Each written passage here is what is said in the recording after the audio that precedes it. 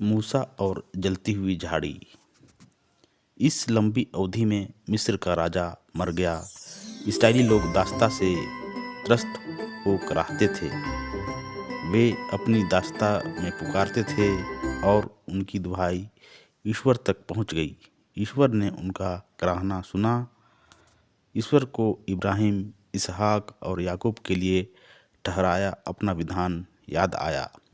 ईश्वर ने इस्राएलियों की ओर दृष्टि की और उसे उनकी चिंता हुई। मूसा अपने ससुर मिद्यान के याजक यित्रो की भेड़ें चराया करता था। वह उन्हें बहुत दूर तक उजाड़ प्रदेश में ले जाकर ईश्वर के पर्वत होरेब के पास पहुंचा। वहां उसे झाड़ी के बीच में से निकलती हुई आग की लपट के रूप में प्रभु का दूत दिखाई दिया। उसने देखा कि झाड़ी में तो आग लगी थी, किंतु वह भस्म नहीं हो रही है। मूसा ने मन ही मन कहा कि यह अनोखी बात, निकट से देखने जाऊंगा और यह पता लगाऊंगा कि झाड़ी भस्म क्यों नहीं हो रही है। निरीक्षण करने के लिए उसने निकट आते देखकर ईश्वर ने झाड़ी के बीच से पुकारकर उससे कहा, मूसा, मूसा। उसने उत्तर दिया, प्रस्तुत हूँ। ईश्वर ने कहा, पास मत आओ, पैरों से जूते उतार दो, क्योंकि तुम जहाँ खड़े हो वह पवित्र भूमि है।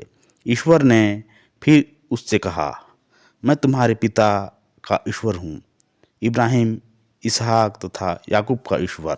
इस पर मूसा ने अपना मुख ढक लिया, कहीं ऐसा न हो कि वह ईश्वर को देख ले।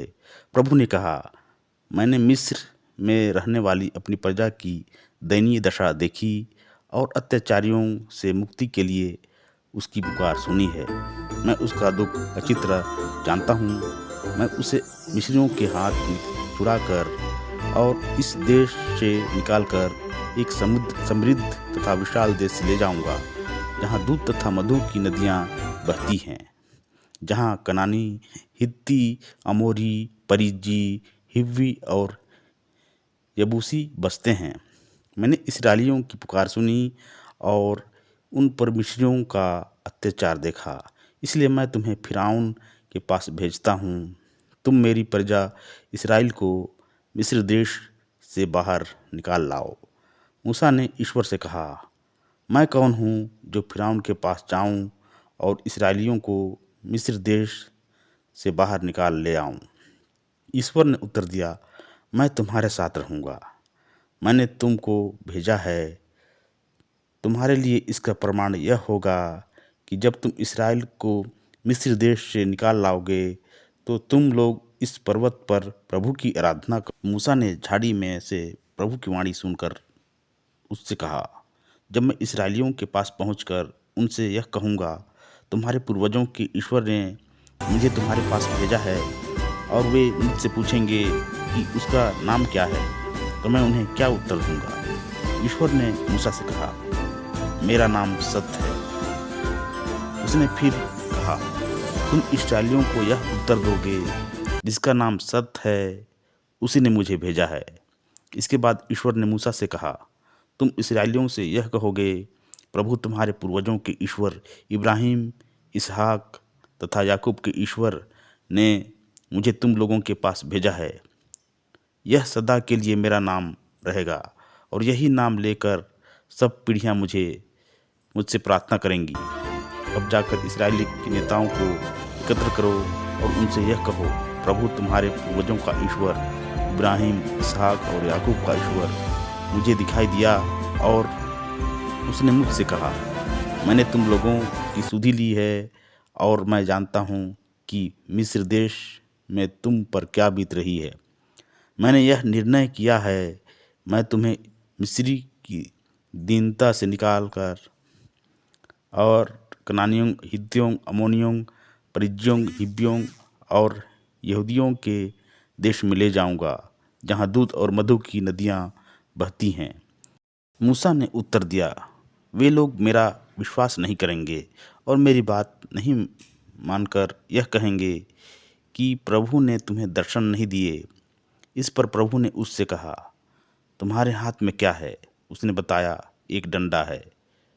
उसने उसे आदेश दिया कि उसे ज़मीन पर फेंक दो। जैसे ही उसने उसे ज़मीन पर फेंका, वह सांप बन गया। मूसा उससे दूर भाग गया। प्रभु ने मूसा से कहा, अपना हाथ बढ़ाओ, उसकी पूंछ पकड़कर उसे उठा लो। इसलिए उसने अपना हाथ बढ़ाया और उसे पकड़कर उसके हाथ में वह फिर डंडा बन गया। तुम्हारे ऐसा करने पर उन्हें विश्वास होगा कि उनके पुरखों के ईश्वर इब्राहिम, इसहाक और याकूब के प्रभु ईश्वर ने तुम्हें दर्शन दिए हैं। फिर प्रभु ने उनसे कहा, अपना हाथ भीतर सीने पर रखो। उसने अपना हाथ भीतर अपने सीने पर रखा, परंतु जब उसने उसे निकाला तो उसके हाथ पर हिम की तरह श्वेत कोढ़ हो गया था। उसने फिर आज्ञा दी, अपना हाथ फिर से भीतर सीने पर रखो।